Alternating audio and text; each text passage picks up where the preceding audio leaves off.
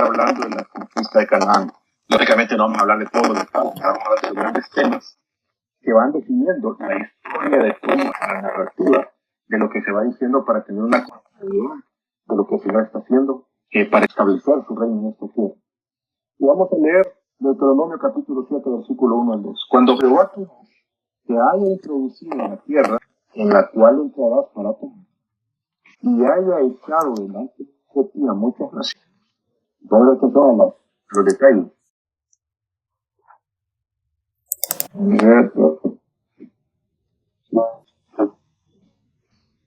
Bienvenido. Gracias, pastor. Bendiciones a todos. Bendiciones. Entonces, dice, cuando Jehová tu Dios, recién estamos comenzando, estamos hablando de los detalles importantes de la conquista de Canaán. Una de esas preguntas es, bueno, ¿y estos gigantes quiénes son? ¿De dónde vienen? ¿Por qué el Señor quiere que su pueblo arrase con ellos? ¿Por qué las matazones que hay cómo se llama, de estos pueblos? ¿Son matazones de verdad? ¿O hay algo que no estamos viendo bien al detalle de lo que estamos estudiando? Porque todos asumimos, incluyendo algunos traductores bíblicos, asumen que todo es derramamiento de sangre. Pero vamos a ver, como manera de introducción, Deuteronomio capítulo 7, versículo 1. Cuando Jehová tu Dios te haya introducido en la tierra en la cual entrarás para tomar, ahora la tierra de Canaán, ¿verdad?, que prometió el Señor a Abraham, y haya echado de delante de ti a muchas naciones, echado significa echado, al Eteo, al Fergeseo, al Amorreo, al Cananeo, al Fereceo, al Egeo y al Jebuseo, 7 naciones mayores y más poderosas que tú. Y Jehová tu Dios las haya entregado delante de ti y las hayas derrotado, las destruirás del todo. ¿Qué quiere decir destruir del todo? Edificios, casas, centros de adoración, gente, sacerdotes, reyes, las mujeres, todo, cuando se destrucción total, a la palabra que nosotros entendemos en español, ¿verdad? Del todo, no harás alianza con ellos, tendrás de ellos misericordia. Bueno, aquí ya tenemos un gran problema, porque primero habla de que están a estas naciones delante de ti. Bueno, pero eso puede ser una frase idiomática para decir que el Señor las va a echarla, significaría sacarlos de la autoridad que tienen ellos sobre esa tierra, pero ¿cómo se llama? Que sería aniquilarlos a los israelitas, tomaran posesión de esa tierra. Pero si ustedes ven la frase final del versículo 2, como que la destrucción total no encaja, porque, hagamos el ejemplo. Yo voy, el Señor, digamos, me entrega, hablemos de una colonia, hablemos de la colonia, de la residencial San Luis, donde yo vivo. Y dice el Señor, te voy a entregar esa tierra, y cuando te la haya entregado, tienes que destruir todo lo que está en ese lugar. Pero miren la siguiente frase. Y las hayas derrotado, están derrotadas, las destruirás del todo. Yo escucho esa expresión. Destruir del todo significa que no quede ni raíz ni rama, como decimos nosotros en El Salvador. Pero aquí donde no hace sentido la siguiente frase. Y no harás, bueno, si las destruye, ¿cómo voy a hacer alianza? ¿Acaso pueden hacer alianza con los muertos? Ni tendrá que ellas misericordia. Es probable. No está diciendo, no es que después de la destrucción, sino que está diciendo, no tenga yo misericordia de ellos, sino que no haga alianza, que no haga pacto, no haga trato con ellos, sino que me dedique a destruirlas por completo, asesinar a Raimundo y medio mundo por completo, para quedar yo con la tierra. Y la gran mayoría, incluso de versiones de traducciones bíblicas, hablan de exterminio, hablan de aniquilar. ¿Qué son las cosas que no estamos viendo para entender cuál es la voluntad del Señor para la conquista de Canaán? Y es donde nos quiere invitar a que vayamos paso a paso descubriendo por nuestra propia cuenta lo que verdaderamente está sucediendo. Pero ¿por qué el Señor da la orden? ¿Y qué es realmente la palabra o la palabra extensión del anatema? Dice, anatema significa maldito de Dios, o sea, que está fuera de la autoridad del Señor, porque está dedicado a Él. Aconteció que cuando comenzaron los hombres a multiplicarse sobre la faz de la tierra y les nacieron hijas, mire cómo describe que no les nacieron hijos, como no, pero es que está hablando específicamente de hijas por lo que va a decir después. Que viendo los hijos de Dios, aquí está la frase hijos de Dios. Hijos de Dios en el Antiguo Testamento no se refiere a la línea descendiente de Set, se refiere a seres celestiales. A los hijos de Dios se le llama hijos de Dios porque es un concilio divino que el Señor así lo ha decidido, ejercer su gobierno sobre todas sus criaturas a través también de ese concilio. Pero gente, o sea, seres espirituales de ese concilio vieron que las hijas de los hombres eran hermosas, tomaron para sí mujeres escogiendo entre todas. Uno diría, bueno, esto fue un evento y entonces lo que vaya a suceder se terminó con el diluvio. Momento. Y dijo Jehová, no contenderá mi espíritu con el hombre para siempre, porque ciertamente él es carne, mas serán sus días 120 años. Aquí limitó el Señor la edad del hombre, cuando venía Matusalén viviendo 969 años. Y dice, había gigantes en la tierra en aquellos días, a raíz de esa situación. Y también después que se llegaron los hijos de Dios a las hijas de los hombres y les engendraron hijos. Estos fueron los valientes que desde la antigüedad fueron varones de renombre. Entonces no es un evento, sino que son varios eventos que suceden antes del diluvio y después del diluvio. No sé si te queda claro, Marlon. No, quizás la pregunta era ¿por qué después ya no siguieron estos seres reproduciéndose? Porque al final son seres espirituales, ¿cómo se llama? Por el castigo divino.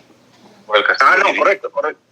O sea, me imagino que después de que destruyeron esto, ¿sucedió algo más para que no siguieran reproduciéndose? No, lo que sucedió fue que el Señor, parte importante de la conquista era darle matacán a los gigantes. Ya lo vamos a ver.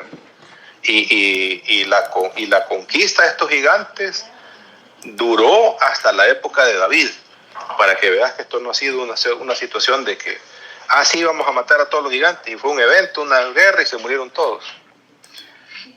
Seguime la pista, quédate con esa idea y vas a ver, lo vas a descubrir más adelante. Están los hijos de Anac ahí, que son los anaseos, Deuteronomio 2:12. Y en Seir es la tierra de Esaú. Seir es donde habitó Esaú. Si ustedes lo fueran a ver en el mapa, está en la parte sur, pero del otro lado del mar Salado. Ahí está Seir. Habitaban antes los óreos. Pónganle atención a los óreos. ¿Quiénes son estos óreos? Uno diría, son seres humanos. Miremoslo. A los cuales echaron los hijos de Esaú. O sea, Esaú tuvo que echar a los óreos para poseer la tierra de Seir. Y los arrojaron de su presencia y habitaron en lugar de ellos, como hizo Israel en la tierra que les dio Jehová por posesión. Bueno, queda la pregunta, ¿verdad? ¿Quiénes son los óreos? Josué 13:12. Todo el reino de Og en Basán, y ahorita estamos hablando en la parte norte, de ¿cómo se llama? Del otro lado, que acá hacia la altura del mar de Galilea, pero del lado oriental. Todo el reino de Og en Basán, el cual reinó en Astarot y en Edrei, el cual había quedado el resto de los refaitas. Ya está viendo usted, anaseos, orios, refaitas, pues Moisés los derrotó y los echó. acuerdan que también habían refaítas en el pleito en el que Abraham tiene que intervenir para ir a rescatar a Lot de las garras de los reyes del norte? Entonces tenemos varias palabras que es importante saber si se trata de gente normal o se trata de gigantes. Deuteronomio 3:11. Porque únicamente Og, rey de Basán, había quedado del resto de los gigantes. Este Og es de los gigantes que están ahí en Basán. Su cama, una cama de hierro, no está en Rabá de los hijos de Amón. La longitud de ella es de 9 codos, cada codo son como 33 centímetros, y su anchura de 4 codos según el codo de un hombre. Y aquí ya nos va dando pistas la narrativa bíblica diciendo, es que estos a los cuales tuvieron que derrotar Esaú, Moab, Amón, los Horios, se trata de gigantes.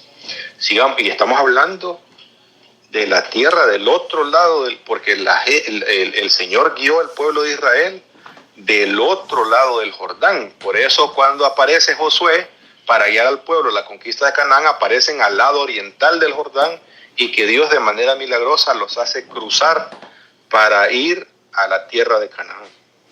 Sigámosle la pista. Bueno, lo que la Biblia nos está diciendo es que las referencias que se hacen a gigantes en las diferentes culturas que están ahí en la zona de la tierra de Canaán, a unos se les llama naseos, a otros se les llama emitas, a otros se les llama horios, a otros se les llama sonsomeos y a otros se les llama refaítas. Miremos, no sé por qué no me... Déjenme ver. Aquí está, que me salté. Aquí está, este me lo salté. Y Jehová me dijo, no molestes a Moab. ¿Quién es Moab? Es un hijo de Lot, que nació de la decisión de las hijas de Lot cuando salieron de Sodoma, de engendrar hijos a través de su padre. Uno de ellos es Moab y el otro es Amón. Y Jehová me dijo, no molestes a Moab. Ya les había dicho, no molestes a Esaú, no molestes a Moab, ni te empeñes con ellos en guerra. O sea, el pleito aquí no es con Moab. Porque no te daré posesión de su tierra, porque yo he dado a Ar es una tierra, por heredad a los hijos de Lot.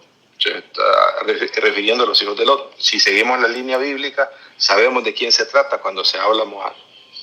Y dice él, los emitas, no emita, emitas, habitaron en ella antes. Estos emitas habían habitado en la tierra de Moab. Pueblo grande y numeroso y alto como los hijos de Anac.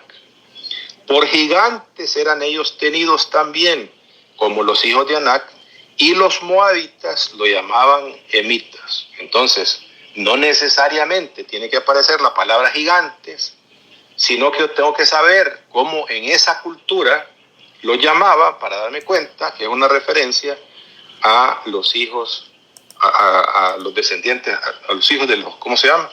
A los gigantes. Luego están los horios, los refaítas. Entonces, estos nombres son dados por las diferentes culturas a los gigantes. O sea, cuando veamos la palabra naseo, emitas, horios, sonsomeos, refaítas, se está refiriendo a ¿cómo se llama? Aquí lo estamos viendo de manera rápida, pero solo déjenme leerles el capítulo 2 para que les haga más sentido de Deuteronomio. Se lo voy a leer rapidito. Deuteronomio 2, del 1 en adelante. Dice, luego volvimos y salimos al desierto del Mar Rojo, como Jehová me había dicho, y rodeamos el monte de Seir por mucho tiempo. El monte de Seir, donde habita Esaú. Y Jehová me habló diciendo, bastante habéis rodeado este monte, volveos al norte. Va para arriba. y mandó al pueblo diciendo: pasando vosotros por el territorio de vuestros hermanos, los hijos de Esaú, que habitan en Seir, ellos tendrán miedo de vosotros, mas vosotros guardaos mucho. No os metáis con ellos, porque no os daré de su tierra, ni aun lo que cubre la planta de su pie, porque yo he dado por heredad de Esaú el monte de Seir. Compraréis de ellos por dinero los alimentos y comeréis, y también compraréis de ellos el agua y beberéis. Pues Jehová tu Dios te ha bendecido en toda obra de tus manos. Él sabe que andas por este gran desierto estos 40 años. Jehová tu Dios ha estado contigo y nada te ha faltado. Y nos alejamos del territorio de nuestros hermanos, los hijos de Esaú, que habitan en Seir por el camino del Arabá, desde Lat y en Sion-Geber, y volvimos y tomamos el camino del desierto de Moab. Y Jehová me dijo: no molestes a Moab, ni te empeñes en ellos en la guerra, porque no te daré posesión de su tierra, porque yo he dado a Ar por heredad los hijos de Lot. ¿Y qué pasó? ¿Por qué le dio el Señor en heredad a la tierra porque ahí estaban los emitas, que ya leímos ese pasaje, nos vamos a saltar. Versículo 12. Y en Seir habitaron antes los horios, los cuales echaron los hijos de Esaú, y los arrojaron de su presencia, y habitaron en lugar de ellos, como hizo Israel en la tierra que les dio Jehová por posesión. Levantaos y pasad al arroyo de Sered. Y pasamos el arroyo de Sered, y los días que anduvimos en Cades Barnea, cuando pasamos el arroyo de Sered, fueron 38 años, hasta que se acabó toda la generación de los hombres de guerra. Y también, versículo 15, de la mano de Jehová vino sobre ellos para destruirlos en medio del campamento hasta acabarlos. Y aconteció que después murieron todos los hombres de guerra. Tú pasarás el territorio, y cuando te acerques a los hijos de Amón, no los molestes. ¿Por qué? Porque ellos echaron ellos echaron a los gigantes, a los que llaman ellos emitas, por tierra de gigantes. Versículo 20, fue también ella tenida, habitaron ella gigantes en otro tiempo, a los cuales los amonitas llamaron sonsomeos. Ve que, ¿cómo se llama? Refaítas, horios, anaseos, sonsomeos, emitas, se está refiriendo a estos gigantes. ¿Estamos claros, amados? ¿Hasta acá? ¿Hay alguien queriendo entrar? ¿Por qué comenzar la conquista? Bueno, ya Dios había limpiado la tierra de Seir, la tierra de Moab y la tierra de Amón. Ya les había limpiado el territorio de gigantes el Señor a la nación de Israel. Pero en el norte, que es la tierra de Basán, donde está el rey de Og, sí tuvieron que ponerse los guantes. ¿Por qué comenzar con los gigantes? ¿No sería mejor un pueblo que no tiene experiencia en la guerra, en vez de tirarles el toro más bravo, que empezaran a torear un ternerito? Alfredo, bienvenido.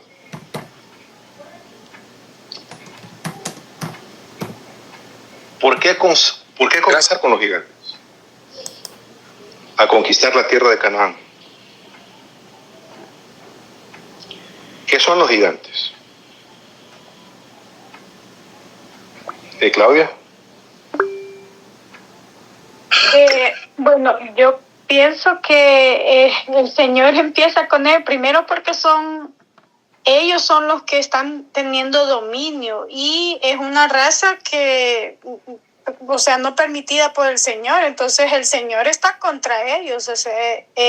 Su plan es exterminarlos. Por definición, son enemigos del reino del Señor. O sea, porque son el producto de la rebeldía de seres celestiales que se metieron con mujeres. Solo que una pregunta, pastor, que me cabe una duda. Goliat era un mercenario, pues, porque al final él trabajaba para los filisteos. Entonces, ¿cómo ya va de ahí? No tiene, o sea, al contrario. La Biblia te afirma en el capítulo 6 que esto fue gente de renombre. ¿Pero de renombre para quién? ¿Para el reino de Dios? No, para el reino de las tinieblas. Sino que, digamos, Goliat, ¿no? Pero Goliat estaba como aliado a los filisteos, pero él tenía otros hermanos que de eso la Biblia narra, ¿verdad? Pero también son gigantes, exactamente. Hermano, cuidado ahí. Hermano Enid, quita la cámara, porfa.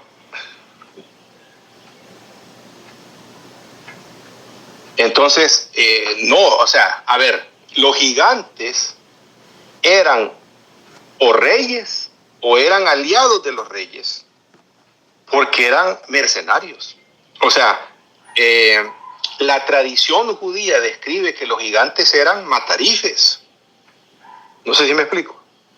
Cuando se habla de gente ¿de renombre de quién? ¿Quién es la gente de renombre en la cultura del mundo? El que mata más, el que tiene más poder. ¿Se acuerdan el fundador de la tierra de Babilonia? ¿Cómo se llamaba? Nimrod. Y dice que fue poderoso cazador en contra del Señor. No sé si está claro, Marlon. No, por eso le decía, entonces eran gente que les pagaba el mejor postor, como gente de fortaleza. Es que hay de todo, ¿verdad? O sea, imagínate vos que ¿cómo se llama? Que el mundo de ese tiempo está inundado de gigantes. No todos pueden ser reyes, no todos pueden ser guerreros. Hay gigantes hombres, hay gigantes mujeres, hay gigantes niños, pero es una especie producto de un desvarío que tuvieron los hijos de Dios al meterse con mujeres, lo cual no es ¿cómo se llama? No es algo lícito de parte de Dios. Y los hijos de Dios, de acuerdo a Judas, lo terminaron pagando, porque todos los que hicieron esto están en prisiones de oscuridad hasta el día del juicio final. Entonces, para caer en la respuesta, entonces los hijos de Dios se metieron al azar con cualquiera, pero no que quiera decir que fundaron un reinado, sino que nacieron así, digamos, tomaron de las mejores mujeres de todas las naciones, digamos, y de ahí nacieron, fueron desperdigados, digamos. Exactamente. Okay. O sea, tomaron, y ellos fueron los que les enseñaron a construir armas para matarse, todo el tema de la lujuria, el tema de drogas, el tema de los astros, todo eso dice la tradición judía que fueron enseñanza de los hijos de Dios a los, ¿cómo se llama?, a los seres humanos. Sí, porque se toma como que fue de una sola y salieron de una gran raza. Sí, así. Pero si lo ve detallado, como lo acaba de explicar, los hijos de Dios agarraron de diferentes naciones, las mejores. Sí, claro, de diferentes naciones, culturas, mujeres. O sea, estamos hablando de un montón de gente que había en ese tiempo. Lo que pasa es que la gente estaba concentrada porque ese era el epicentro, digamos, de la raza humana en Mesopotamia, ¿verdad? Donde el arca había ¿cómo se llama? Había aterrizado, ¿cómo se llamaría? Atracado en los montes de Ararat. Muy bien, preguntas, amados, hasta aquí. ¿Estamos claros? Muy bien. Primera guerra contra los gigantes. Esto es la nación de Israel. El toro bravo a los cuernos. Se los narro. Deuteronomio 3, 3 al 7. Empiezan a ver ustedes, Deuteronomio significa una recapitulación de lo que ha sucedido en el desierto y de lo que está pasando para ir hasta la frontera del río Jordán. Y ya el libro de Josué empieza cruzando el río Jordán. Entonces lo que está diciendo Moisés, porque está con ellos todavía, es lo que está ocurriendo del otro lado del río Jordán. Y Jehová nuestro Dios entregó también en nuestra mano a Og, rey de Basán, y todo su pueblo, la cual derrotamos hasta acabar con todos. Y tomamos entonces todas sus ciudades. No quedó ciudad que no les tomásemos. 60 ciudades, toda la tierra de Argob, del reino de Og en Basán. Todas estas eran ciudades fortificadas, con muros altos, con puertas y barras, sin contar otras muchas ciudades sin muro. Y las destruimos. Ahí viene la palabra destrucción. Destruimos como hicimos a Sehón, rey de Hesbón. Eso fue una guerra que sucedió cuando murió Aarón. Matando, y ahí está la palabra destrucción y matar, y a propósito se las he subrayado, en todas las ciudades a hombres, mujeres y niños. Uy, qué sanguinario, ¿verdad? Y tomamos para nosotros todo el ganado y los despojos de las ciudades.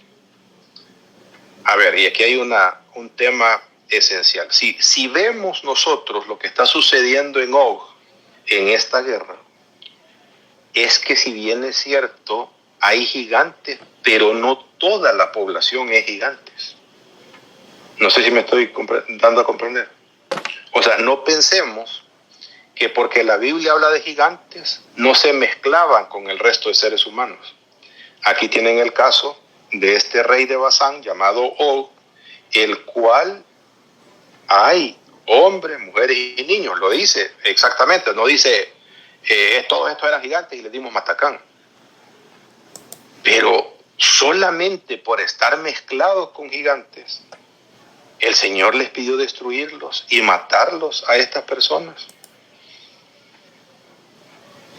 Bueno, quedémonos con ese pensamiento porque es importante. Una de las primeras cosas que quiero llevarlos a descubrir esta noche es que la palabra que se traduce como destruir y matar son la misma palabra.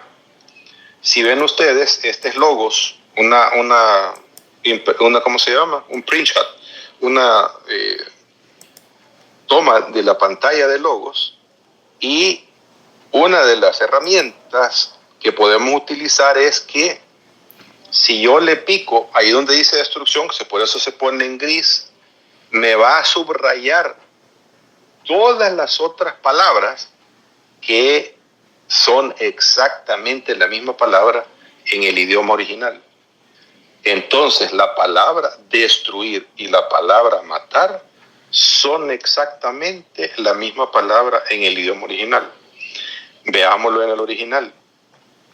Otra vez está ahí, destruir y matar. Mire la posición número... ¿qué hice? Aquí estoy. Si ven unos numeritos rojos que están abajo de donde están las palabras en español. ¿Lo alcanzan a ver? ¿Hola? Bueno, si ven la palabra destruimos, ahí donde dice destruimos es la palabra número 2. Y la palabra en la transliteración es Naharem. Miremos la palabra matar. Ya la palabra matar está en la posición número 11. La palabra número 11. ¿Y qué es la palabra en la transliterada? Naharem. Es exactamente la misma palabra destruir y matar. Pero mire Logos. ¿Qué dice que realmente significa la palabra Naharem? Alguien que pueda leer la última frase de la línea celeste, lo que está en celeste en la palabra, bajo la palabra matando. Hola. Consagrar a Dios. ¿Qué dice, hermana Beatriz? Consagrar a Dios. Espéreme, es una gran diferencia destruir, matar y consagrar al Señor. ¿O no? ¿O es lo mismo? Por supuesto que no es lo mismo. Entonces, lo que realmente está sucediendo en el original es que nos está diciendo que si bien es cierto, mataron a los gigantes, pero que a los hombres, mujeres y niños que no son de la raza de los gigantes, los consagraron en su totalidad para el Señor.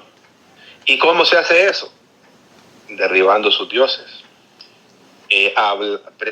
enseñándoles al Dios verdadero, quitando sus templos, las imágenes de adoraciones de otros dioses.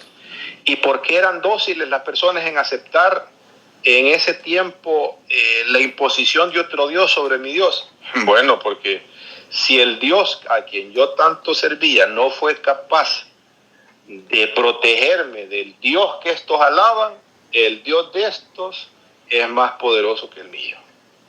Y esa es la idiosincrasia de esa gente por la cual están no siendo asesinadas, como las versiones dicen, y por eso es tan importante leer la Biblia en diferentes versiones, y vamos a ver algunos detalles importantes de ahí, sino que sí es cierto que mataban a los gigantes, a Og lo mataron, pero a los hombres, mujeres y niños los consagraron para el Señor.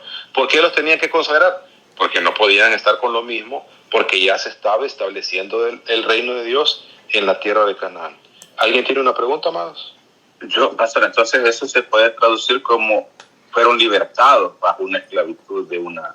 a esto les llegó el reino, ¿cómo se llama? De carambola, ¿verdad? Sí, porque digamos destruyendo sus dioses y destruyendo los gigantes que digamos son parte de la maldición, si lo vemos así. Exacto. Correcto. Que eran libertados pero para consagrarnos a ellos como nación. Para consagrarlos como parte, no, tal vez parte integral del ¿cómo se llama? Del pueblo de Dios, porque lo que hacían era que los esclavizaban, o sea, les servían a los israelitas, pero ya no con la adoración a otros dioses. Por eso era tan importante aniquilar el sistema de adoración que estaba implantado en esa tierra, producto de todo lo que ya sabemos, de otros dioses, de los gigantes, de lo que fuera, que había sucedido en esa tierra y que era el sistema de adoración de esa gente. ¿Estamos? Ok, sigamos. Deuteronomio 3:10. Todas las ciudades de la llanura y todo Galaad y todo Basán hasta Salca y Edrei, ciudades del reino de Og en Basán, porque únicamente Og, rey de Basán, había quedado del resto de los gigantes. Su cama era una cama de hierro, o sea, da todas las evidencias, ¿verdad?, de que se trata de un gigante, este Og. Og era este rey que estaba en Basán, era el rey de estas 60 ciudades. A los gigantes los matan, pero a los seres humanos los consagran para el Señor. Muy bien, definamos claramente o en mayor claridad la palabra destruir o matar que aparece ahí en la Escritura. Y mire, ¿cómo se llama? ¿Cómo comienza? O desde el principio de Deuteronomio, ¿cómo va? Y me dijo Jehová, he aquí yo he comenzado a entregar delante de ti a Sehón y su tierra, comienza a tomar posesión de ella para que la heredes. Vamos a saltar por tiempo al versículo 34. Tomamos entonces todas sus ciudades y destruimos todas las ciudades, hombres, mujeres y niños, no dejamos a ninguno. En la traducción que nosotros tenemos, amados, parece que estos son unos salvajes que han llegado a matar a diestra y siniestra, sin importarles niños, niñas, ancianos, viejitos. ¿Pero qué creen que significa la palabra destrucción en ese contexto? Consagrar al Señor. Solamente tomamos para nosotros, o sea, como posesión nuestra, los ganados y los despojos de las ciudades que habíamos tomado. Miremos la palabra esa que aparece como traducido como destruir. La gran mayoría de veces que esa palabra se traduce, mejor dicho, se debería traducir como consagrar a Dios. En una pequeña porción, esta rueda representa la cantidad de veces que aparece en la Escritura cómo se consagra al Señor o cómo es aniquilar. En el contexto nos va a saber cuándo se trata de aniquilar, de hacer un voto al Señor o de consagrar al Señor. Cuando yo me pongo en el internet, en el programa de Logos, y le doy en el azul, que todos los pasajes que me aparecen a continuación debería traducirse como consagrar a Dios. Pero mire la Reina Valera como Levítico 27:28. Lo hace bien, hubiere dedicado a Jehová. Deuteronomio, destruimos, matamos, destruimos, destruyeron, destruirás completamente, habéis destruido. Lo que la palabra debería haberse traducido como consagrar a Dios, se tradujo como destrucción. Y ahí es donde, cuando la gente nos pregunta, ¿es que el Dios del Antiguo Testamento es bien diferente al Dios del Nuevo Testamento?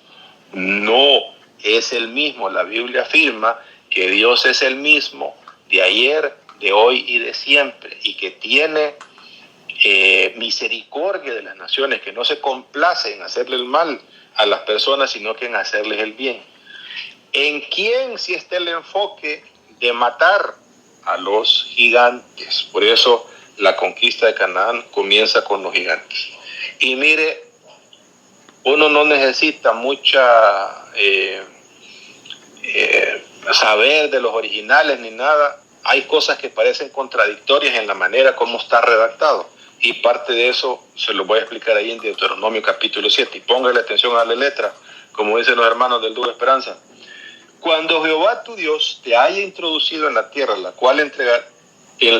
la cual entrarás para tomarla, y haya echado delante de ti a muchas naciones, al Eteo, al Gergeseo, al Amorreo, al Cananeo, al Fereceo, al Ebeo y al Jebuseo, 7 naciones mayores y más poderosas que tú. Y Jehová tu Dios las haya entregado delante de ti y las haya derrotado, las destruirás del todo. ¿Qué creen que significa la palabra destrucción? No es aniquilación, ya va a ver por qué, sin mucho ir a los originales. No harás con ellas alianza, ni tendrás de ellas misericordia, y no emparentarás con ellas. ¿Y cómo voy a emparentar con los muertos? ¿Y cómo voy a dar mi hija al hijo y el hijo a la hija si los voy a matar a todos? No sé si alcanzan a ver la contradicción en la traducción. Pero si dijera, lo vas a consagrar por completo al Señor, entonces sí, guardate de no mezclarte con ellos, porque aunque estén consagrados para Dios, todavía están aprendiendo a caminar con el Señor y todavía huelen a mundo y pueden volverse a sus dioses, y eso va a ser una afrenta para ustedes. Y aquí está, amados, como un corolario nada más de nuestro estudio de esta noche, la importancia de estudiar en varias versiones la palabra del Señor, de no quedarnos simplemente con una versión. ¿Lo están viendo, amados? Claudia. Hola, sí, tengo una pregunta. Uh-huh. En algunos pasajes, el Señor, por ejemplo, en el reinado de Saúl, la orden del Señor era la destrucción total de todo y que no se quedara pero ni con el ganado ni con nada. En ese caso sí era consagrarse por completo al Señor. No, era consagrarlo al Señor. Lo que pasa es que Amalek había quedado como enemigo de Israel. Pero, por ejemplo, cuando el profeta Samuel demoró y Saúl hizo pues el sacrificio, holocausto, le presentó el holocausto y se fue desde que llegara. Saúl permitió que la gente se quedara con el ganado, y lo que Dios estaba estableciendo era que todo lo que tenían los amalecitas, incluyendo las personas, pasaran al servicio del Señor. En otras palabras, es como que si yo le digo al Señor, Señor, si me das este negocio, el 100% te lo voy a dar a ti. A la hora que yo tengo el piso en las manos, digo, solo voy a dar una ofrenda al Señor. Entonces estoy desobedeciendo. Es exactamente lo que le pasó a Saúl. Y Saúl, porque fue presionado por el resto de la gente, ¿va? La gente le dijo, hey, Saúl, y todo esto para los levitas. No, hombre, Saúl, volado, olvídate, y los levitas están bien gordos, allá que no es que ni siembran, ni allá cuidando ganado, y ahí en el templo bien chévere se lo pasa. Danos a nosotros la porción que nos corresponde. Y Saúl empezó a repartirse él y todos los demás, ¿no? Ok, entonces prácticamente a eso se refiere. Vale. Ajá, correcto. La importancia de estudiar en varias versiones. Mire, la Reina Valera, que ya la leímos, dice destruirás. Miremos las diferentes versiones bíblicas. Yo tengo aquí y es importante que ustedes vayan sabiendo la nomenclatura, porque esto en los sistemas digitales uno debe saber qué significa cada uno y a qué Biblia se está refiriendo. Se los leo de izquierda a derecha. Reina Valera revisada del 60. Hay muchos cristianos que creen que la Reina Valera del 60, el Señor se la dio a Moisés en el monte Sinaí. Y no es así. La Reina Valera del 60, de 1960, es una traducción de los originales. Luego está la Nueva Traducción Viviente. Ay, hermano, y se los prometo, hay cristianos que uno le dice, vamos a leer la Nueva Traducción Viviente. ¿El qué? Yo he visto a pastores diciendo, es que la Nueva Versión Internacional, ¿cómo que está? Son traducciones. Dios no reveló la Reina Valera, Dios reveló texto Masoreta, que es el texto hebreo, no fue en español. Así que una traducción no está exenta de cometer algunos errores, por las razones que sean, ¿verdad? Porque el dueño, el que paga la traducción, dice, hagámoslo de esta manera, porque yo tengo mi punto de vista, porque el traductor cree que se está refiriendo a eso, porque dice el traductor, es que a mí en el contexto me hace sentido que los mataron y no que los consagraron. Marlon. Quizás en esos temas, pastor, bueno, estamos estudiando un poquito, más o menos, pero hay dos líneas de traducciones. O sea, de uno que estamos viendo, nosotros leemos la que es el texto receptus, ¿verdad? Que viene de la parte de Alejandría, y la nueva traducción viviente es del texto recibido, el texto crítico. No, el texto masoreta. Es el original de los hebreos. Ah, no, correcto, pero si lo vemos así a amplias de historia, textos originales ya no hay, ¿verdad? Sino que se ha ido pasando de generación en generación, como cuando nosotros nos contaban unas historias, leyendas, y se transcribía, pero esos textos siempre estaban como escribiéndose, pero según lo que leí, son dos líneas de traducción que hablaban de lo mismo, pero hay ciertas cosas que, digamos, uno se comparte a la otra, pero se complementan las dos. Es decir, no es que sean malas, sino que una dice de la otra y de la otra toma de la otra. Entonces, uno no puede casarse, por decirlo así, con la Reina Valera, ¿verdad? Porque la otra me puede dar otra visión de la idea que quiero entender. Sí, más allá de que sepan ustedes el texto masoreta, de la Septuaginta, de los rollos del Qumran y de todo eso, el punto aquí es, miren, si queremos tener un buen análisis de una historia bíblica o de la narrativa bíblica, cuando las cosas no me empiezan a hacer sentido, como esto, los vas a aniquilar, pero no deja a tu hija que te vas a casar con ellos. Bueno, y si los mato, ¿para qué voy a dar a mi hija a que se case con ellos, verdad? No hace ningún sentido. Entonces me voy a otras traducciones a ver qué dicen, porque muy probablemente esa contradicción que yo encuentro en este texto me arroja más luz en la otra versión. A términos generales, digamos, para no profundizar en temas de traducciones, en términos generales, la Biblia que usaron los escritores del Nuevo Testamento para referirse a los diferentes pasajes bíblicos, porque los escritores del Nuevo Testamento escribieron en griego, usaron la Septuaginta. La Septuaginta es una Biblia que fue traducida en Alejandría del hebreo al griego. Por eso es que están particularmente. Y tiene la particularidad de que es las versiones más viejas que se tienen más allá de los textos masoretas. Entonces, si uno quiere entender, digamos, el origen del texto bíblico, está la Septuaginta, porque, ¿cómo se llama? Porque era el texto que se ocupaba en muchos de los escritos que se encontraron en Qumran. Qumran es un lugar de cuevas donde estaban los esenios en el tiempo de Jesús. Eran gente que creían que aislándose del mundo, ellos, cuando viniera el reino del Señor, solo ellos iban a ser parte del reino de Dios. Entonces dedicaban su vida por completo a estar en el aislamiento y a estar meditando, orando y transcribiendo las escrituras. Miremos en las diferentes versiones cómo dice. Solo les leo ahí donde dice, ¿cómo se llama? La palabra que se aparece como destruirás del todo. Nueva traducción viviente dice, debes destruirlas por completo. La nueva versión internacional, deberás destruirlas por completo. Ves que sigue casi la misma línea de la Reina Valera, pero mire la versión textual, que es la cuarta edición, eso significa BTX, cuarta edición, dice Jehová, y ves, lo pone en el original, Yahvé, tu Elohim, las haya entregado ante ti, ciertamente las consagrarás al exterminio. O sea, del exterminio que se está hablando es de la consagración, de morir al sistema de adoración que tienen para, ¿cómo se llama?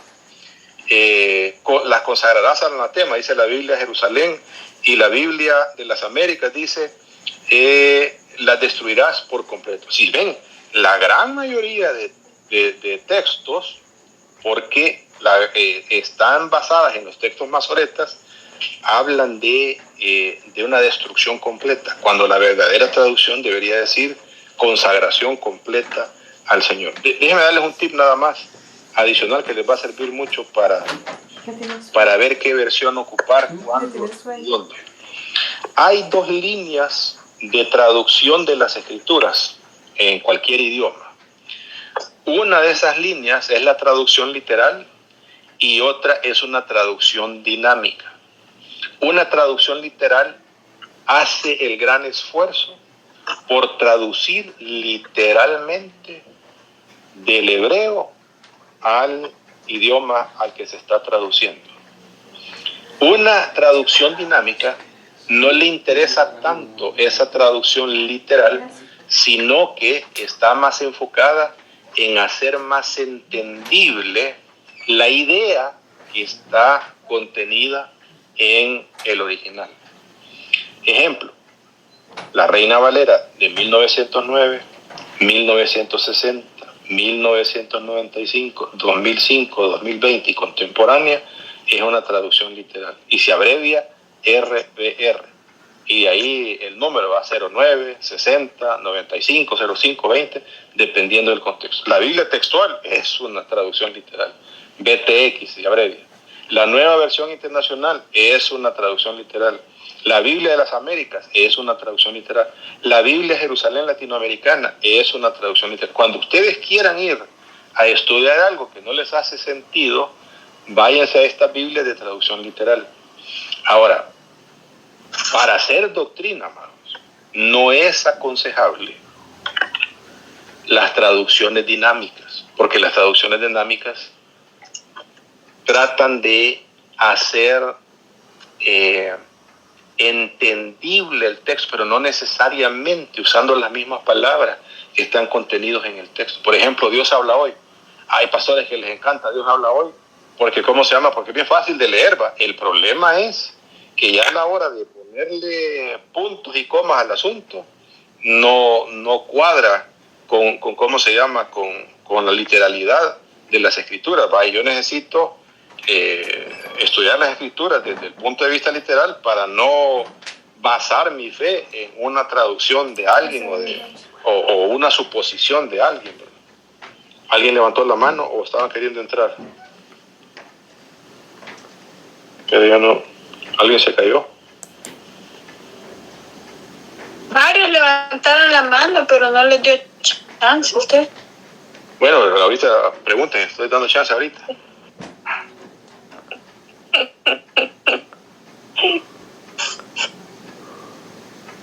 ¿Preguntas? No, yo tenía una pregunta casi como lo de Claudia decía, de Esaú. ¿Quién mató a Esaú? Un amalecita, si no me equivoco.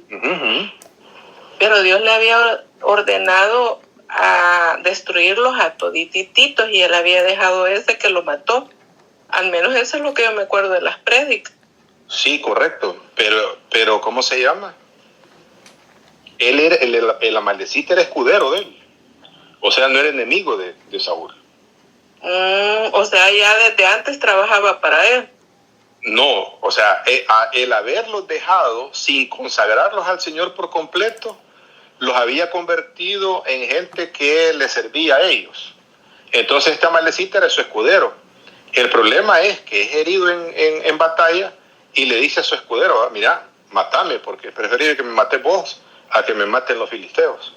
Y ahí viene el amalecita y lo mata, ¿va? O sea, es irónico lo que le pasa, porque no quiso consagrar por completo a los amalecitas para el Señor. Okay. Pero díganlo de esta manera.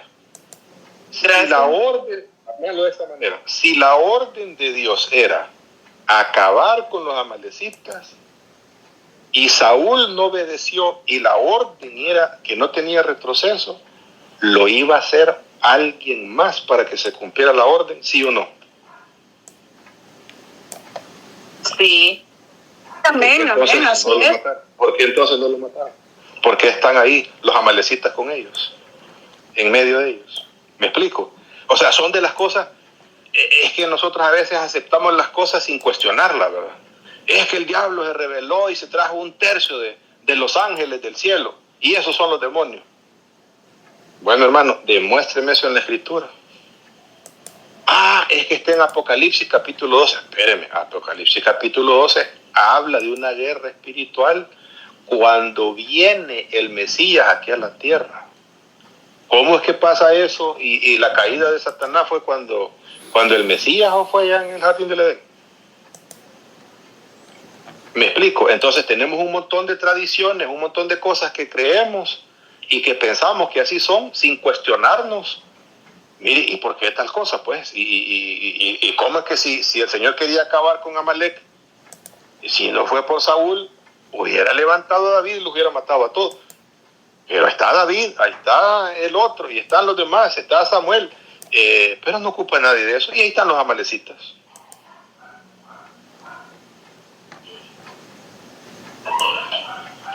Sí, seguimos. No sé si está claro lo de las versiones, amados. Por ejemplo, ¿verdad? Los devocionales los estamos teniendo en la TLA, que es una traducción dinámica.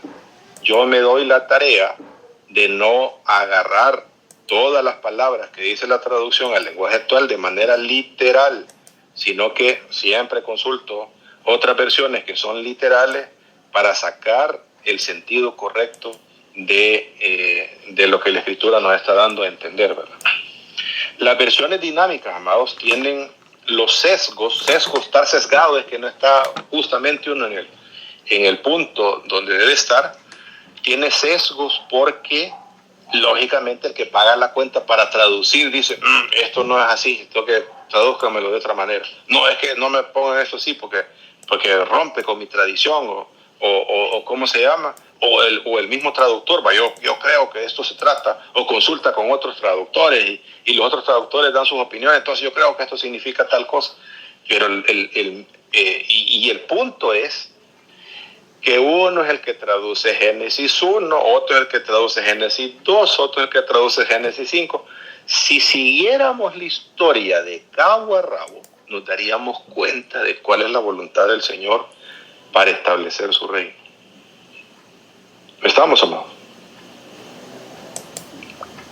Muy bien. Rapidito, para avanzar. La importancia de Basán. ¿Se acuerdan que Basán es la parte norte de la, ¿cómo se llama? Por el lado del lago de Galilea al otro lado del Jordán. ¿Por qué es importante Basán? Si conociéramos nosotros la traducción judía, especialmente un libro que se llama de Enoch, que no es un libro inspirado, sino que dice de lo que los judíos creían y pensaban, porque no todo toda la cultura ni todo está contenido en la Biblia, afirman que los seres celestiales que descendieron a tomar posesión de las mujeres, mujeres de los hijos de los hombres para engendrar los gigantes, descendieron en el monte Hermón. El monte Hermón está afuera del territorio de Israel, pero es vecino con el territorio de Israel. Es más, el monte Hermón no es un nombre que lo hayan puesto ninguno de los patriarcas ni ninguno de los personajes bíblicos que nosotros conocemos. La traducción judía dice que el nombre de ese monte se lo pusieron los hijos de Dios que se rebelaron porque hicieron un juramento. Hermón significa unidad, pero es unidad para ponerse de acuerdo, para ser rebeldes en contra de la voluntad del Señor. Abajo de ese monte, Hermón, está la tierra de Basán. El valle es conocido como Basán. Y aguántenme 10 minutitos más para no robarles más tiempo. Deuteronomio 3:3-4. Y Jehová nuestro Dios entregó también en nuestra mano a Og, rey de Basán, ve que es Basán, y a todo el pueblo, el cual derrotamos hasta acabar con ellos. Está hablando de Basán. El Señor quiso entregar a la tierra de Seir, a los descendientes de Saúl, a los de Moab, pero ya en la parte más norte, que por cierto fueron la tierra que fueron a ocupar después de conquistada, la media tribu de Manasés, la tribu de Rubén y la tribu de Dan, ¿cómo se llama? Esa es la tierra de Basán. Bueno, pero ¿qué importancia tiene Basán en las Escrituras? Mucho, y ahorita les explico. Salmo 22, 12 al 13. Ustedes ven, si examinan el Salmo 22, está hablando de la pasión de nuestro Señor, profetizado, ¿verdad? En el Salmo 22, y que el Señor ocupa las primeras frases del Salmo 22 para decir, Dios mío, ¿por qué me has desamparado? Y lo dice, está el Señor tomando del Salmo 22 en su hora de crucifixión, cuando está siendo crucificado, a punto de morir. Y cuando habla de lo que está sucediendo en un ambiente espiritual, dice el versículo 12 y 13, me han rodeado muchos toros, fuertes toros de Basán me han cercado. Espéreme, ¿habían toros en la crucifixión? No, ese es un lenguaje figurado para hablar de una realidad espiritual.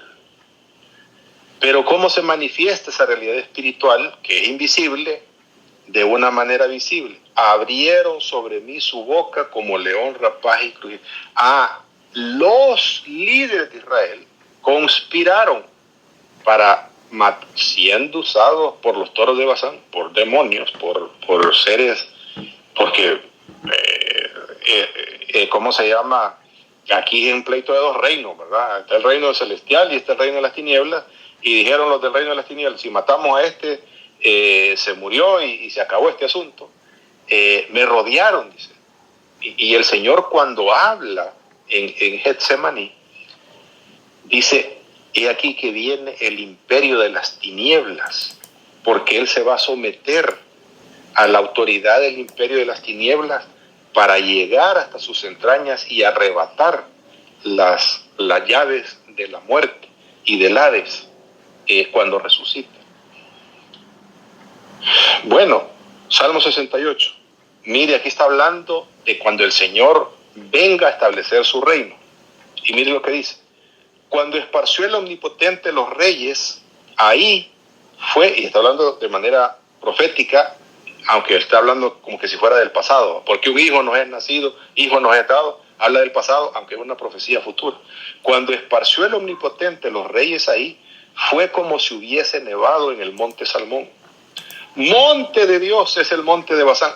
Ya no es de los enemigos de Israel. Pero ¿cuándo es que el monte de Basán va a ser monte de Dios? Cuando Él regrese. Porque va a ser consagrado por completo todos los reinos de la tierra. ¿Por qué observáis esos montes altos al monte que deseó Dios para su morada? Ciertamente Jehová habitará en él para siempre. Está hablando del establecimiento de su reino. ¿Qué significa Basán? Ahí tengo yo la palabra. Se fijan que está dos veces en el original. Y aquí está un diccionario en hebreo al lado derecho. Dice, aunque se ha tomado esta palabra como toponimia, o sea, para referirse a un lugar, la evidencia del lugarístico indica que se refiere a una serpiente mitológica. Espéreme. ¿Y quién es esa serpiente mitológica en las Escrituras? Leviatán. ¿Y qué representa Leviatán? Representa el caos, representa el antiedén, representa el reino de las tinieblas, representa la destrucción, la oscuridad, representa todo el desorden, la muerte, todo aquello que vino como consecuencia de no obedecer el orden establecido por el Señor. ¿Usted está comprendiendo, hermanos? La importancia de Basán. Y miren dónde está Basán. En la tierra al norte. ¿Cómo se llama? Si ven ahí, dice, los israelitas derrotan a Sehón y a Og, ahí en esa tierra de Basán. Ese monte que ven ahí, más al norte, es el monte Hermón. Aquí donde las cosas cambian un poco ya en el Nuevo Testamento, porque como está bajo, ese territorio está bajo el Imperio Romano, a esa región se le conoce como Cesarea de Filipo, el territorio de Basán. ¿Y qué sucedió en Cesarea de Filipo. Mateo 16, 17 al 20. Entonces Jesús les respondió, si ustedes leen el contexto, se van a dar cuenta que el Señor está en Cesarea de Filipo. Entonces le respondió Jesús, bienaventurado eres Simón, hijo de Jonás, porque no te lo reveló carne ni sangre, sino mi Padre que está en los cielos. Y yo también te digo que tú eres Pedro, y sobre esta roca edificaré mi iglesia, y las puertas del Hades no prevalecerán contra ellas. Y a ti te daré la llave del reino de los cielos, y todo lo que atares en la tierra será atado en los cielos, y todo lo que desatares en la tierra será desatado en los cielos. Entonces mandó a sus discípulos que a nadie dijese que él era Jesús el Cristo. ¿Qué está haciendo el Señor?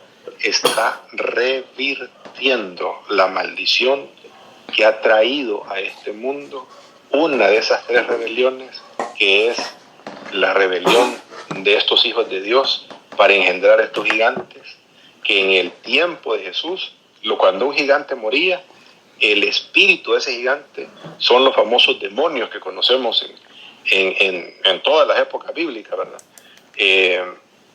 Como lo hemos estudiado en el pasado, pero es exactamente en la tierra basada, en Cesarea de Filipo, donde el Señor hace semejante declaración.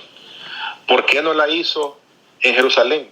¿Por qué no la hizo en Betsaida? ¿Por qué no la hizo en ¿cómo se llama? Con la mujer samaritana.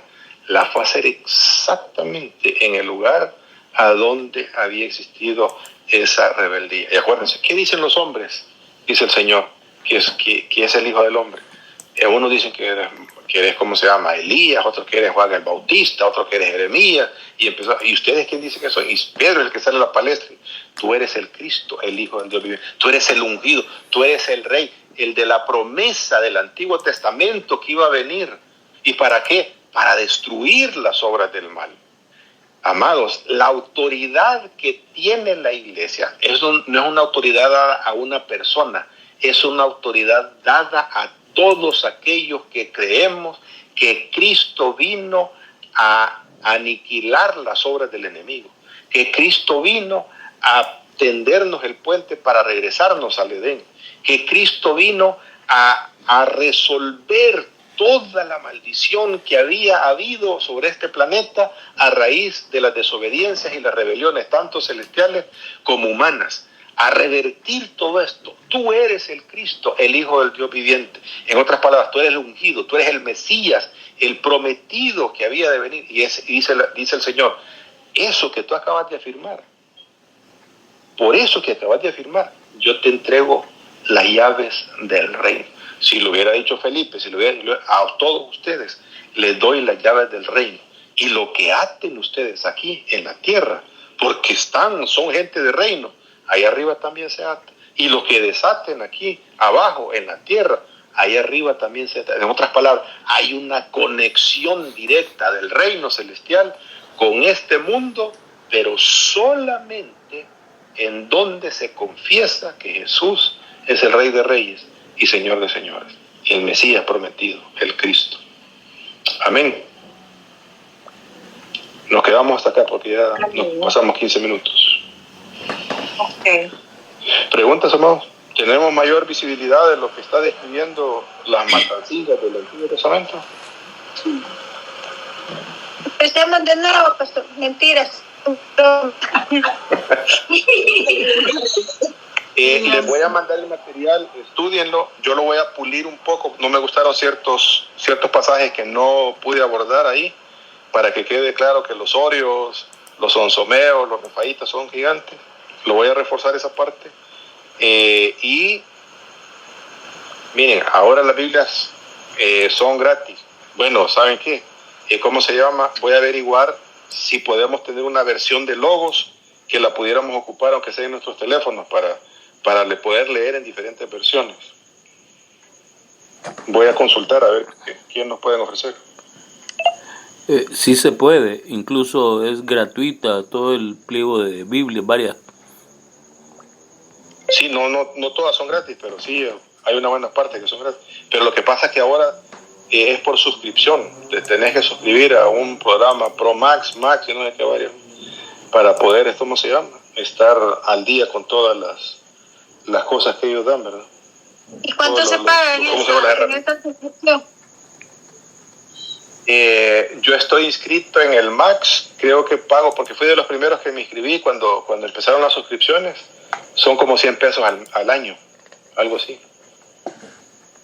Pero eso es porque, lógicamente, yo tengo un montón de camino recorrido, o sea, tengo un montón de libros, ¿cómo se llama? Diccionarios bíblicos, lo que usted quiera, yo lo tengo, en términos de herramientas, para estudiar las escrituras. Así que, pero vamos a averiguar, porque es importante, amados, que ¿cómo se llama? Cuando ustedes preparen un estudio bíblico, les recomiendo que lo primero que tienen que hacer es leer la Biblia en diferentes versiones. Ahí se van a dar, ¿cómo se llama? Más luz a lo que el Señor está revelando en su palabra, ¿verdad? Hermana Carmencita, ¿le escucho bien callada o ya se fue? No la veo. Lo que pasa es que estoy asustada, señor. ¿Por qué está asustada usted? Ay, yo cuando bendito. No, está bien bonito, pastor, bien lindo, todo lo que uno antes no comprendía, porque solo leíamos y ya, ¿verdad? Ya ahora uno entiende bastantes cosas. Y claro, por supuesto. Eso de las guerras y todo eso, y a veces había botín que recoger autorizado por Dios, a veces no se lleva nada. Entonces todo tiene un porqué, ¿verdad? Todo tiene una razón. Exactamente. Y basado en eso, yo puedo deducir, mire, la decisión que Dios está tomando es la decisión siempre correcta, porque Él va a actuar siempre con justicia. Sí. Estamos reaprendiendo. Sí, definitivamente. Sí. De eso se trata. Sí. Ok, amados, les mando el material. La próxima semana hacemos un repaso. Lo voy a pulir. Espérenme, no se los mando mañana todavía. Se los voy a mandar quizás la otra semana, lunes, martes. Lo voy a pulir un poco más. Y, ¿cómo se llama? El próximo jueves hacemos un repaso pequeño. Y luego vemos las guerras que tuvieron que tener lugar para derrotar totalmente a los gigantes, ¿verdad? Ahora sí entienden por qué el apóstol Pablo dice, no tenemos guerra contra carne ni sangre, sino contra potestades. O sea, es una lucha espiritual, no es contra seres humanos. Perdón, casi nunca intervengo, pero esto último, como no había estado yo tanto, antes estaba en el discipulado, luego me había perdido un poco y hoy retomado, ¿verdad? Según lo que dice usted ahorita, pastor, estamos hablando de que siempre hay una lucha con ellos, solo que ahora ya no están en la tierra, pues. Esos mismos, por lo de los espíritus de los gigantes, entiendo yo. Sí, claro. Ok. Ahora, no malentendamos, amados, porque hay una línea evangélica que todos son demonios, ¿verdad? Le dio gripe, demonio. Se cayó, el demonio lo tropezó. La mujer lo regañó, el demonio. Y todo es demonio, ¿verdad? Tampoco, no vayamos a exagerar el punto. ¿Qué es lo que quieren estos espíritus del mundo? Y usted lo puede ver en el Nuevo Testamento, especialmente en la época de Jesús. Como ellos anteriormente tuvieron un cuerpo semi-humano, yo le llamo semi-humano porque nunca fueron humanos. Si van a ver descripciones, por ejemplo, que Goliat tenía 12 dedos en vez de 10, que medía tanto, o sea, eran deformes, no eran seres humanos como tal. Como ellos tuvieron un cuerpo, lo que ellos pretenden es volver a tomar otro cuerpo humano. Y lo dice el Señor, ¿verdad? Dice, cuando el espíritu inmundo se refiere a un espíritu que no es producto de lo que Dios ha creado, sino que es producto de algo ilícito, de algo que está fuera del lugar. Cuando el espíritu inmundo sale del hombre, se va, dice, por caminos secos. Pero como la casa está barrida, está limpia, dice, se trae otros 7 demonios y vienen a habitar, y la situación de esa persona viene a ser peor el postrer estado viene a ser peor que el primer estado. Eso es porque, y está comparando las generaciones con eso que está sucediendo, ¿verdad? En la vida de muchas personas que son endemoniadas, que viene a ¿cómo se llama? A tomar posesión. Es lo que quieren ellos, tomar posesión de cuerpos humanos para volver a manifestarse en su hábitat que tuvieron alguna vez sobre esta tierra.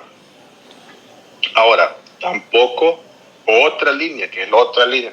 Estas líneas son bien radicales, ¿va? Y unas líneas que son, ¿cómo se llama? Que se las llevan de que son educados y que no sé qué. No, dice, esto de la demostración de demonios son cuestiones psicológicas. No, es que es la psicología la que los tenía así y que los males mentales y todo. Explíqueme usted un mal mental de un montón de demonios que salen de la vida de un muchacho en Gadara y se van a unos cerdos y los cerdos demuéstreme esa psicología y no hay manera de demostrarla más que son seres espirituales, ¿verdad? Los que están manifestando. Y la lucha de la que está hablando el apóstol Pablo no es contra los gigantes, los espíritus de los gigantes que están dispersos en este mundo y que ya les digo cuál es lo que quieren hacer. Los verdaderos, estos son enemigos también, no me malinterprete, pero los que tienen una potestad todavía superior a los de los demonios son los hijos de Dios que no se metieron con mujeres, que no están en lugares de oscuridad, en el Tártaro, para ser específico, en el abismo, para ser específico, esperando el juicio final. Estos están, que son los dioses de las naciones. El dios Zeus, que el dios aquí, que el dios allá. Si usted dice, es que eso es solamente allá en los hindús, vea la sociedad americana. En la sociedad americana hay adoración a otros dioses. Y no estoy hablando del dinero, de la moda, no estoy hablando de dioses, de seres espirituales, porque la gente le está dando lugar a eso. Esos son seres territoriales que se oponen totalmente al establecimiento del reino de Dios. Es lo que pasó con la vida con la revelación que Dios le da a Daniel. Mira, Daniel, desde que empezaste a ayunar, yo te traía la revelación, pero se opuso el príncipe de Persia. Bueno, pero el príncipe de Persia, si hay un rey en Persia, el hijo del rey de Persia, el de carne y hueso, se opuso. ¿Cómo se va a poder oponer a un ser espiritual? No, está hablando de un ser espiritual, de un ser territorial. Y no vayamos lejos, ¿verdad? Los patronos que tenemos en los pueblos, no sé qué, es el disfraz que ocupan seres espirituales para adueñarse de ciudades con vicios, con violencia, con guerra, con homosexualismo, con todas las depravaciones que usted ya conoce. ¿Para qué se las digo? Si ¿cómo se llama? Si usted las conoce perfectamente. Pero cortamos aquí, ya les tomé media hora casi más. Amén.